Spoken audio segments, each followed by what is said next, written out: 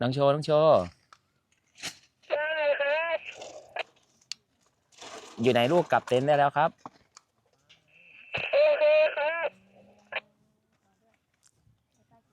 ไม่ต้องตะโกนเรียกนะครับผมนี่วิทยุของเล่นนะครับวิทยุสื่อสารเด็กนะครับผมตัวนี้มาแล้วเหรอครับนี่เลยคนละอันนะครับผมไปไหนมาไหนสามารถพูดคุยโต้ตอบสื่อสารกันได้นะครับผมอยู่ที่บ้านหรือว่าออกมาแบบนี้ก็สามารถใช้งานได้นะครับตัวนี้ส่งสัญญาณได้ไกล1 คำสั่งซื้อจะได้ไป2 อันแบบนี้เลยนะครับตัววิทยุก็จะใส่ถ่านนะครับผมใส่ถ่าน2 ก้อนสามารถพูดคุยโต้ตอบกันได้แล้วก็มีเสียงเรียกเข้าด้วยแบบนี้นะครับผมสามารถพูดคุยได้น้องโชว์นะครับผมใครที่อยากได้เอาไปเล่นนะครับอยู่บ้านสามารถพูดคุยโต้ตอบกันได้หรือว่ามาเที่ยวแบบนี้นะครับผมไปเล่นไกลๆก็สามารถเรียกกลับมาได้นะครับยังไงเดี๋ยวทิ้งพิกัดตะกร้าไว้ให้1 คำสั่งซื้อได้ไป2 ตัวถ้าสนใจกดในตะกร้าได้เลยครับ